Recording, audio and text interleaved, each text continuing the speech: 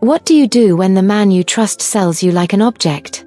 Celine stood at the altar with her hands tight around a bouquet of white lilies. The church in central Seoul glowed with soft lights. Guests waited. The singer's voice hung in the air like a promise. Celine's heart felt full and shaky all at once.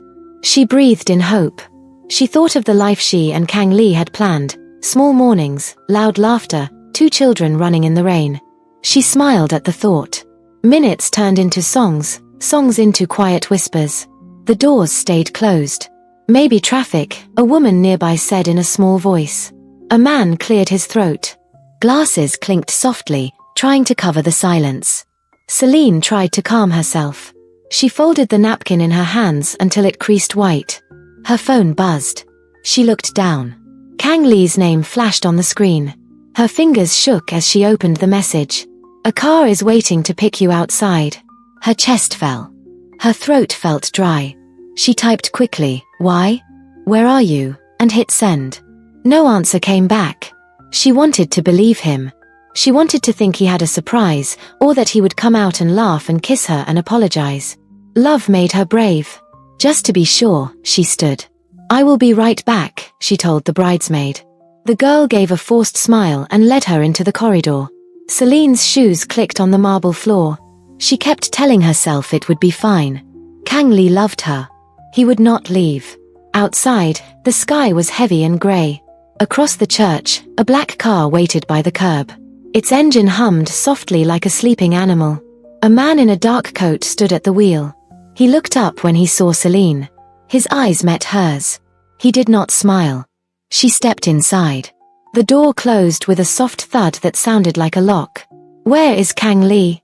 Celine asked, voice small. The driver's face did not change. He only nodded and said, "He asked us to take you." The car moved. Seoul lights blurred into a ribbon of color.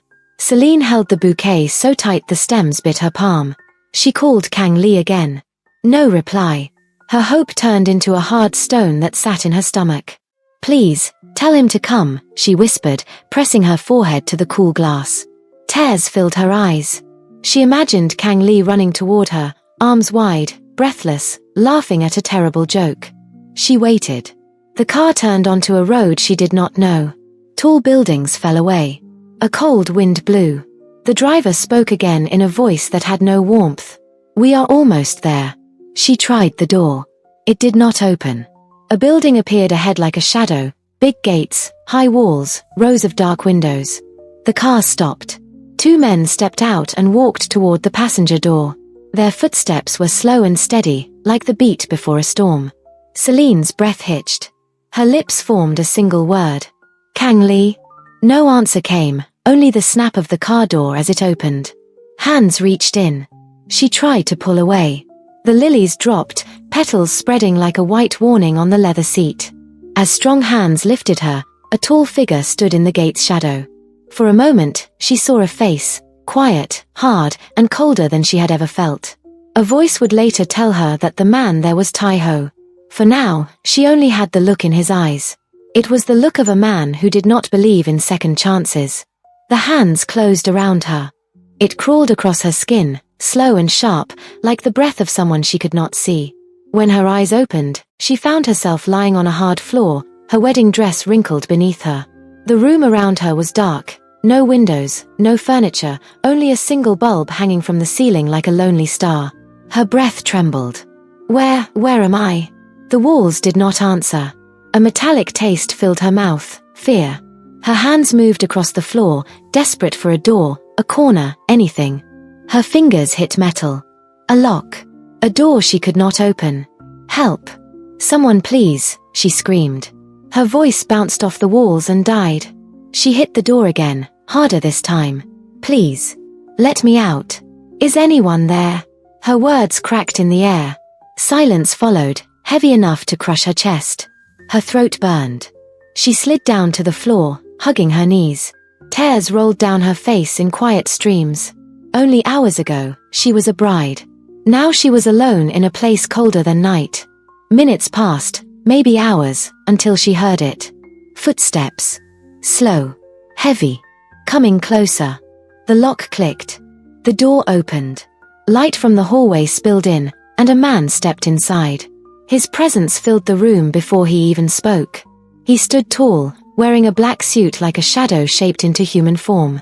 His face was calm, too calm. His eyes, deep, sharp, unreadable, looked at Celine as if studying a problem, not a person. This was Tai-Ho. He did not blink when she crawled backward, pressing her back against the wall. "Why am I here?" she whispered. Tai-Ho looked down at her bouquet on the floor, the lilies wilted and brown from her grip. Then he finally spoke, his voice deep and quiet but so cold it made her shiver. "You were sold." Celine shook her head. No, that's not possible." "Kang Lee," Tai-Ho continued, his face unreadable, "owed a debt. A large one. He paid with you." The world tilted. Her breath broke in half. "You're lying," she said weakly. "He wouldn't, he loved me." Tai-Ho's expression did not change. "Love?" His voice curled, almost mocking. "He did not even negotiate your price." Celine gasped, her heart tearing in places she didn't know existed. "That's not true. He texted me. He told me to come. He sent you to us," Tai-Ho said. "Walking willingly into the trap made our job easier." Her hands flew to her mouth. The memory of the car, the locked doors, the driver's empty eyes, everything slammed together like breaking glass. "No," she whispered. "No, please let me see him. Let me ask him myself." Tai-Ho turned, already stepping out. "You belong here now," he said simply. "Accept it." "I'm not property," Celine cried. "I am a human being." He stopped in the doorway. For one tiny moment, he looked back. His eyes held something she couldn't name. Pain? Anger? Maybe both. But it was gone before she could catch it. "You will remain here until I decide otherwise." The door shut. The lock turned. Celine sank to the floor, shaking. Outside the room, two guards whispered. "That's the girl," one asked. "Yes," the other replied. "The one Kang Lee sold. He's done it before. Many times." Celine's heart stopped. Many times. Her tears fell again, but this time they were hot with something new, something sharp. Not just sadness. Not fear. Revenge. As the footsteps faded, she looked at the door with new eyes. She would cry tonight, but she would not break forever. And soon, she would make every one of them, especially Kang Lee, remember her name. The guards led her down a long hallway. The floor was polished black marble, so shiny she could see her reflection, tear-stained, confused, but slowly hardening. Portraits of cold-eyed men lined the walls, all staring at her like judges in a silent court. The guard in front spoke over his shoulder. "You will stay in the eastern quarters. Do not wander." "Why?" Celine asked, her voice still shaky.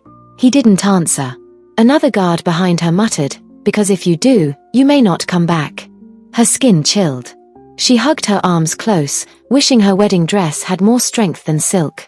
They finally reached a bedroom, small, but cleaner than the dark room she had woken in. Before she could step inside, a familiar voice echoed from the end of the hallway. "Leave." The guards bowed instantly. Tai-Ho walked toward them, hands in his pockets, movements calm and controlled like someone used to commanding fear.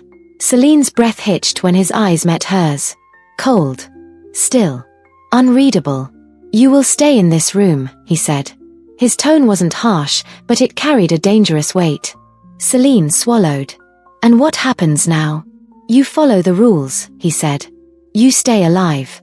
That is enough for now." "That's not an answer," she whispered. He stepped closer, and Celine's back met the wall. Tai-Ho wasn't touching her, but his presence pressed into the air between them. "I do not owe you answers." Celine forced herself to look up. "You owe me the truth." His jaw twitched, just a little, but she saw it. Then he turned away. "Breakfast is in an hour. Come out when called." The guards followed him as he walked off. Celine stepped into her room and closed the door. Her heartbeat thudded against her ribs like a trapped animal. She sat on the edge of the bed, staring at her trembling hands. He's hiding something, she thought. And not just about the mansion. Something deeper. Older. Something broken. Breakfast was served in a dining hall so wide her voice could echo if she screamed. A long table stretched from one wall to the other. Men in dark suits sat around it, all dangerous, all watching her. Taiho sat at the head. A king on a throne carved from silence. Celine took a small step inside. Conversation stopped. One man whispered behind his hand, "That's her? The Nigerian girl?" Another replied, "The one Kang Li sold? I heard she didn't even resist." Celine clenched her fists. She resisted. They just didn't see. Taiho lifted his gaze slowly. "Sit," he said. She walked to the seat placed next to him. Every step felt like walking across thin ice. The food looked untouched. No one moved. No one ate. They were waiting for Taiho. Or maybe waiting for him to judge her. He spoke without looking at her. "You will eat." She didn't want to. But her body needed strength. She picked up a spoon, her hand trembling. As she lifted the first bite, Taiho's voice cut through the silence. "Kang Li played you well." The spoon froze mid-air. Celine turned to him, her eyes sharp. "Don't talk about him." "Why not?" he asked, eyes trained on her. "You still believe he loved you?" His words stabbed, but she refused to look weak. "He sent me that car. He must have been trying." No, Taiho's tone was flat. "He delivered you to me. You walked into your own cage." Her breath stuttered. "You don't know what he felt." Taiho leaned back, elbows on the armrests, voice calm but brutal. "I know he gambles away everything he touches. I know he sells women instead of paying debts. And I know," he paused, eyes narrowing. "You were nothing more than money to him." Celine swallowed the hard pain rising in her throat. "I don't believe you," she whispered. "And that," he said softly, "is why you are here." As the meal ended, Celine stood to leave. Her foot caught on a loose tile. She stumbled. Gasps echoed. Before she fell, a firm hand caught her wrist. Strong. Warm. Unexpected. Taiho. For a split second, their eyes locked. His were not cold this time. Not empty. There was something else, something buried, something tired. He released her wrist quickly, almost too quickly, as if the touch burned him. "Be careful," he said quietly. Celine stepped back, stunned. That was the first time his voice carried something human. Before she could process it, a guard approached Taiho and whispered something urgently in his ear. Taiho's expression darkened. He stood. "Celine," he said, "do not leave this room. No matter what you hear. No matter what happens." "Why?" she asked, heart racing. "There are people," he said, "who want you dead." Her pulse stopped. And just like that, the mansion's danger became real. What if the danger chasing you began long before you were even born? That question wrapped itself tight around Celine as Taiho's warning echoed in her chest. "There are people who want you dead." The words clung to her skin like cold rain. Her breath trembled. "Why me?" she whispered, but Taiho was already gone, walking with sharp purpose down the hallway, guards trailing behind him like shadows. Celine stood alone in the dining hall, heart pounding so loudly she could hear it over the silence. She hugged her arms close. The walls, once merely cold, now felt hostile, watching her, listening, waiting. She didn't want to be afraid. She didn't want to let this mansion swallow her. But fear came anyway. Minutes later, 2 guards led her back to her room. The hallway felt longer this time, darker, as if every step pulled her into something she was never meant to see. When the guards left, Celine locked the door herself and pressed her back against it. She whispered, "Please, God. I don't want to die here." She didn't know how long she stayed like that, minutes, maybe an hour, before she heard soft footsteps outside her door. She jumped. "Who's there?" she called out. A quiet voice answered, "Relax. If I wanted to kill you, I wouldn't knock." Her heart froze. The door opened before she could respond. A young man stepped inside, one she hadn't seen up close before. He wore the same black suit as the others, but his face was softer, kinder, with sharp eyes that missed nothing. He bowed slightly. "I'm Jun-ho," he said. Taiho's second-in-command. Celine swallowed. "Why are you here?" "To warn you," Jun-ho replied, voice low. "About what?" He looked at her carefully, like someone deciding whether a truth was too heavy for the person hearing it. Then he sighed. "The people trying to kill you, they're not after you because of Kang Li. They're after you because of your father." Celine blinked. "My father?" My father died when I was young. Junho nodded. Yes. And the day he died, he left something behind. Something people would kill to find. Celine stepped back. No. That can't be right. My father was just a teacher. He wasn't involved in anything. Junho shook his head gently. No. Your father was not who you think he was. The truth hit her like heat from a fire she didn't know she was standing near. Her stomach twisted. I don't understand, she whispered. Junho's tone softened. You don't have to understand yet. Just know this. Your father's secret is the reason Taiho kept you alive. And the reason his enemies want you dead. Celine's legs weakened. She sat on the bed, burying her face in her hands. A quiet moment passed before she raised her head again. Why is Taiho protecting me? He doesn't even like me. Junho smiled sadly. Taiho doesn't like anyone. That is his nature. Then his eyes softened. But he values loyalty. Your father saved his life once. Taiho is returning the debt. Celine froze. My father saved him? Junho nodded. Yes. Many years ago. Her world tilted. Her father had saved the man who now held her captive. The same man who spoke coldly, controlled everything, hid his pain behind a mask. She didn't know what to feel. Relief. Fear. Anger. Confusion. Maybe all of them. Junho started toward the door. Stay inside. Tonight will not be safe. Celine stood quickly. Junho, will they really kill me? He paused, hand on the doorknob. Yes, he said simply. If they find you. The moment he left, the mansion fell silent again. Too silent. Celine walked to the window, caged by iron bars, and looked down at the courtyard. Men in black were gathering. Guns. Radios. Urgent movements. Her pulse spiked. She whispered to herself, why is all this happening to me? A sudden knock made her spin around. Celine. It was Taiho's voice. He opened the door and stepped in. His eyes swept the room, alert, intense, as if checking every corner for danger before even looking at her.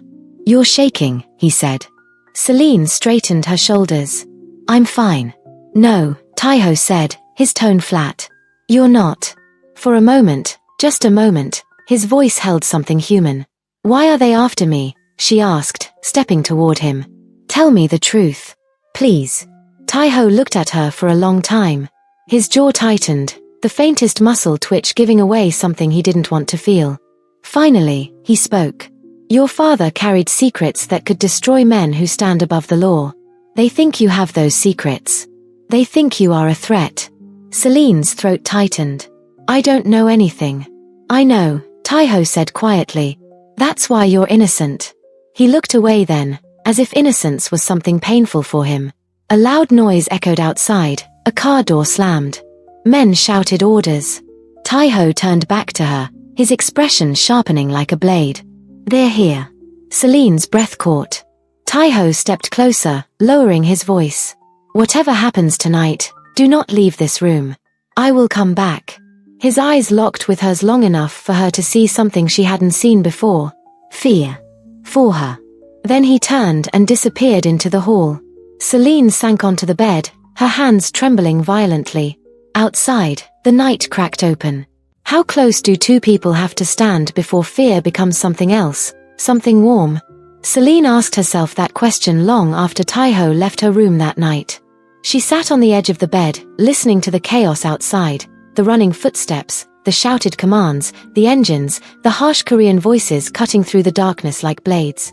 Her heart thudded hard, but not just from fear. Something had shifted. Something she didn't want to name yet. Taiho was afraid, for her. She had seen it in his eyes. Just for a second. But it was real. The sun had barely risen when someone knocked on her door. Celine, a deep voice called. Taiho. She opened the door slowly, expecting him to be as cold as always. But he looked different today. His shirt sleeves were rolled up, exposing a bruise on his arm. His hair was slightly messy. There was a line of dried blood on his cheek. Yet his eyes, usually icy and guarded, held something gentler, something almost soft. You're safe, he said quietly. The enemies failed last night. Celine let out a breath she didn't know she was holding. Did anyone get hurt? Not you, he replied, as if that was the only answer that mattered.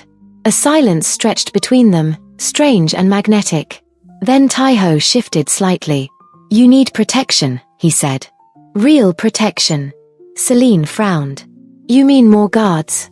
No, he stepped closer. I'm going to teach you how to protect yourself. Her eyes widened. Me? Fight? Taiho, I can't. You can, he said firmly. And you will. The courtyard was empty when they stepped outside. Cold air brushed her face. Celine wrapped her arms around herself.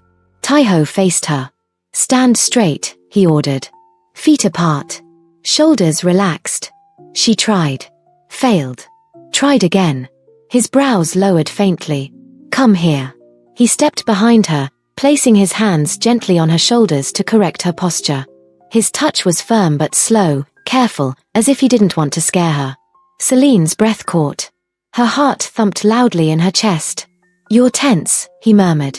I wonder why, she whispered, half nervous, half teasing. The corner of his mouth twitched. Almost a smile. Almost. He lowered his hand to her waist, guiding her stance. A warm shiver ran up her spine. Good, he said softly. Now, if someone grabs you, like this. His hand circled her wrist, slow and deliberate. Pull your arm downward, then twist. She tried. Failed. He tried again. This time, she broke free. A small, surprised laugh escaped her. I did it. She hadn't seen it before, but Taiho's eyes warmed almost invisibly. Yes, he said. You did. After an hour, they paused to rest. Celine breathed heavily, sweat collecting at her temple. Taiho handed her a bottle of water. Their fingers brushed. Her heart jumped. His breath hitched. Thank you for teaching me, she said quietly. You need to survive, he replied. But that wasn't all he meant. She felt it. The wind carried a chill, but the space between them felt warm, dangerously warm. They both looked away, as if afraid of what their eyes might confess. Later that evening, Celine cooked for herself. She wasn't expecting him to appear. But he did. Taiho stood quietly in the doorway, watching her stir the pot. His expression softened at the domestic sight, something simple, something normal. You cook? He asked, with a voice so gentle it barely sounded like him. Yes, she replied. Do you want some? Silence. Then a quiet, almost shy. Yes. She served him. They sat across from each other in a small corner of the kitchen. The mansion felt suddenly too small, too intimate, too quiet. He ate slowly, as if tasting peace for the first time. This, he said softly, reminds me of when I was young. Her eyes met his. What happened? He looked down. My father died. My mother left. The world became cold after that. Celine's chest ached. She had never heard him speak this way. So open. So human. Without thinking, she touched his hand. Taiho. I'm sorry. His eyes lifted, locking onto hers. Sharp. Searching. Softening. Her thumb brushed his knuckles. For the first time, Taiho didn't pull away. It was in that moment, small, fragile, warm, that their walls began to crumble. And both of them felt it. Celine didn't know. All she knew was that ever since she touched Taiho's hand in the kitchen, her pulse had been moving in strange rhythms, half fear, half something warm she didn't want to name. Even the air between them felt different now. He felt different. Colder on the outside. Softer on the inside.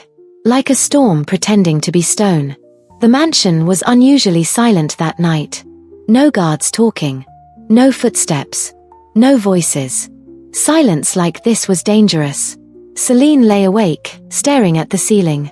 Her mind replayed every moment of the last few days, her kidnapping, Kang Lee's betrayal, the enemies watching her, the training with Taiho, his hands guiding her waist, the way his eyes had softened. She turned on her side, trying to push the thoughts away.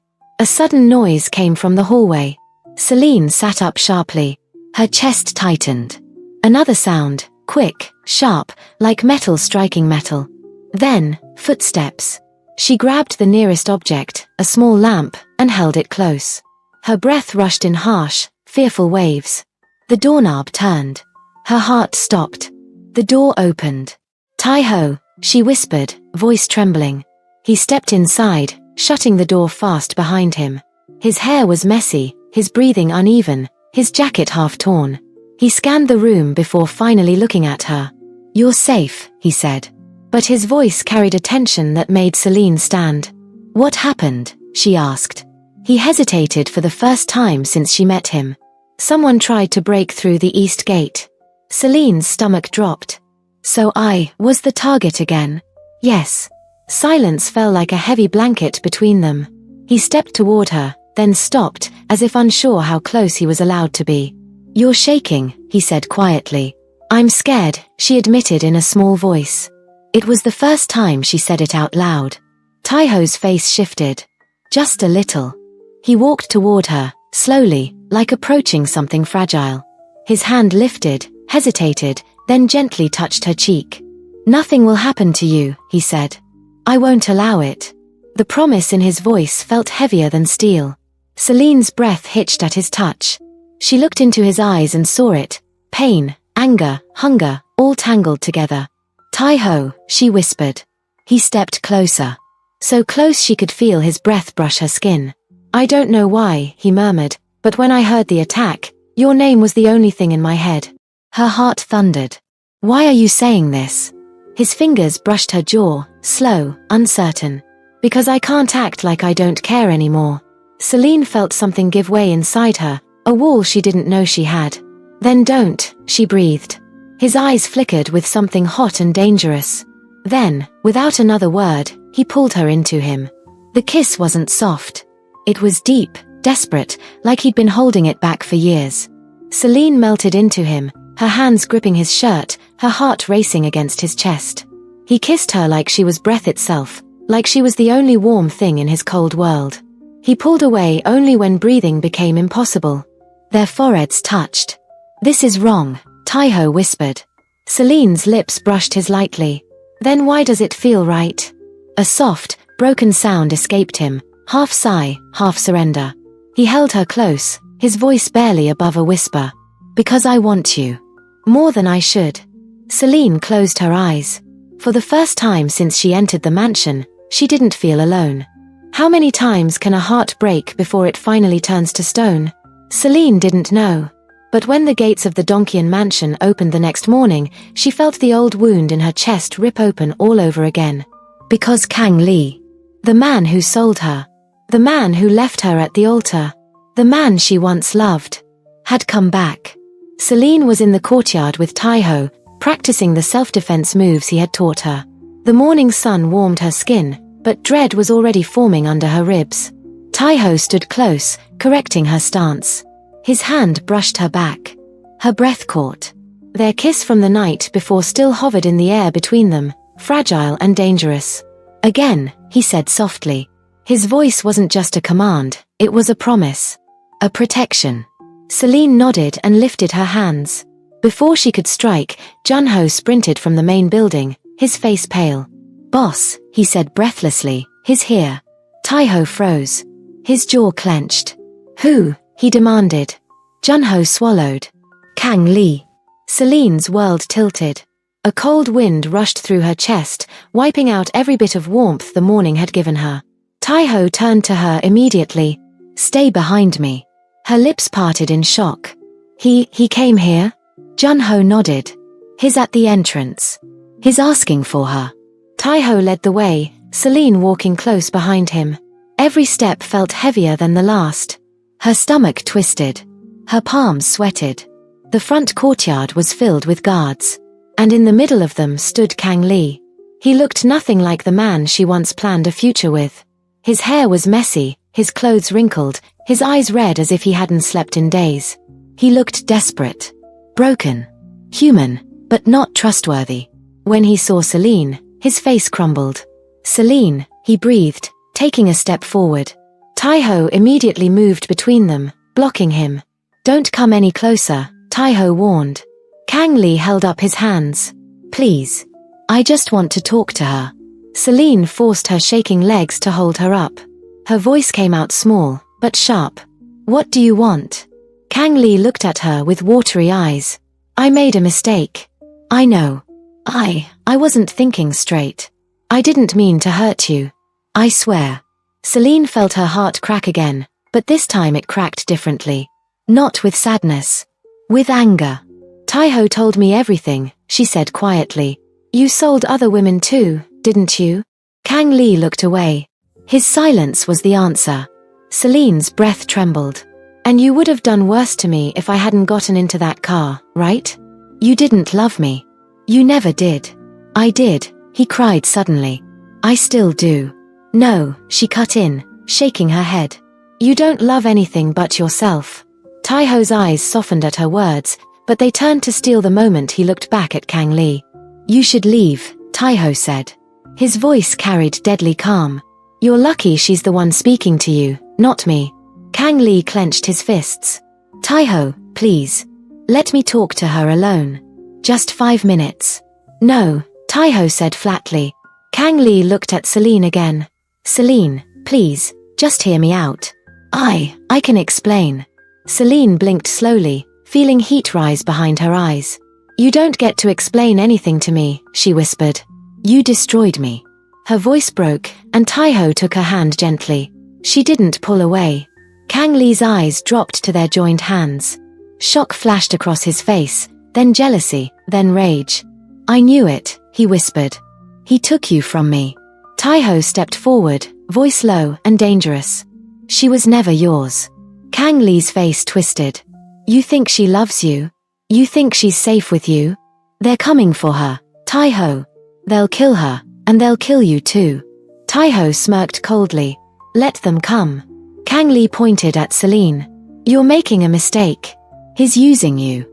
You don't know what he is. I know exactly what he is, Celine said, voice steady. And he never sold me. Kang Li froze. Celine took a breath. It's over, Kang Li. Leave. Don't ever come near me again. Her words fell like stones. And they shattered something inside Kang Li. He stepped back, breathing hard, his eyes wild. If I can't have you, no one will. That sentence sent a chill through every guard present. Taiho snapped his fingers. Get him out. 2 guards grabbed Kang Li, dragging him back toward the gates. He struggled, shouting Celine's name like a curse. Celine leaned into Taiho without meaning to. Her fingers trembled. He placed a steady hand on her back. You did well, he murmured. But she didn't feel strong. She felt broken. Confused. Terrified. And yet, safe in Taiho's arms. Later, in the quiet of her room, Celine pressed her palm over her heart. Her breathing slowed. Her voice trembled. Taiho, why does everything hurt? He sat beside her, his presence calm, grounding. Because you cared, he whispered. And caring always hurts first. She looked at him, really looked at him. This man who scared everyone. This man who showed her softness when no one else did. This man who kissed her like she mattered. Taiho, she whispered, will he come back? Yes, Taiho answered honestly. But next time. I'll be ready. Celine's throat filled with emotion. What if I'm not? Taiho leaned close, his voice low and warm. Then I'll protect you. He brushed a soft kiss against her forehead. And for the first time since she was taken, Celine felt like she could breathe again. Just after midnight, the first explosion shook the eastern courtyard. The walls trembled. The floor vibrated. The alarms screamed through the mansion like wounded spirits. Celine jerked awake, heart pounding violently. Taiho, she gasped, scrambling off the bed. Before she reached the door, Junho burst into the room, breathless.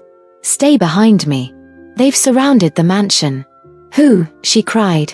Junho's jaw tightened. Kang Li. And Taiho's enemies. Her blood ran cold. The next explosion came closer. Junho grabbed her wrist. We move. Now. They ran down the hallway as bullets cracked against the windows. Men shouted. Smoke filled the air. Celine's chest squeezed with terror. Taiho, she shouted again. We're getting to him, Junho said, pulling her forward. But the closer they got to the main hall, the louder the gunfire became. Celine couldn't breathe. Every breath dragged more fear into her lungs. Then, a figure crashed through the smoke. Taiho. Blood on his shirt. rage in his eyes, a gun in his hand. He reached her in 2 steps, grabbing her shoulders. "Celine, are you hurt?" "No," she whispered, touching his face. "But you." He shook his head. "It's nothing. I promised I'd protect you." Gunfire erupted behind them. Taiho pulled her into his chest, shielding her with his body. "Move," Junho shouted. He fired at the attackers, forcing them back. But then, a single gunshot cut through the chaos. Bang! Celine froze. Taiho's body jerked. Her scream tore from her throat. "Taiho!" He staggered, blood blooming across his side like a red flower. He gripped her arm, forcing himself to stay upright. "No," she whispered, catching him as he fell to one knee. "Please, stay with me." His breath shook. His forehead pressed against hers. His voice came out rough and low. "You matter," he choked. "More than this, more than all of this." Tears streamed down her cheeks. "Don't talk like that. You're not leaving me." Footsteps pounded toward them. Kang Lee appeared through the smoke, his eyes wild with hate and bruised pride. "Celine," he said, pointing a gun at them. "You should have chosen me." Celine's entire body trembled. Not with fear. With fury. She stood in front of Taiho, raising her chin proudly. "I would rather die than choose you again." Kang Lee's face twisted in rage. He aimed. But before he fired, Junho tackled him from behind. The gun flew out of Kang Lee's hand. 2 guards seized him. It was over. Kang Lee screamed as they dragged him away. His voice echoed, but it no longer reached her. Her heart was with Taiho. Celine knelt beside him, pressing her hands against his wound. "Stay awake," she begged. "Look at me." Taiho lifted his hand, brushing her cheek with trembling fingers. "I chose you," he whispered. "Even when I didn't want to feel. I chose you." Her tears fell onto his hand. "And I choose you too. Every day. Every moment. Don't leave me." He closed his eyes briefly, exhausted, hurting. But then, his fingers curled around hers. "I'm not leaving." Junho returned with more men. "We have him stabilized. Get the boss to the medical wing." Celine held Taiho's hand the entire way. She did not let go. Not when they stitched his wound. Not when he cried out in pain. Not when exhaustion pulled him into sleep. She stayed. Hours later, the first light of dawn filled the room. Celine sat beside him, her fingers tangled with his. His eyes opened slowly. "Celine," he whispered. She leaned over him, her forehead resting against his. "You scared me." He exhaled shakily. "You saved me." Taiho lifted her hand and pressed a soft kiss to her knuckles. "Stay with me," he murmured. "Not because you're trapped. Not because of your father. Stay, because you want to." Celine's heart swelled. "I'm not going anywhere," she whispered. "You're my home now." Taiho pulled her gently into his arms. And in the quiet of the healed dawn, with war behind them, and love in front of them, Celine knew she had found the place she belonged.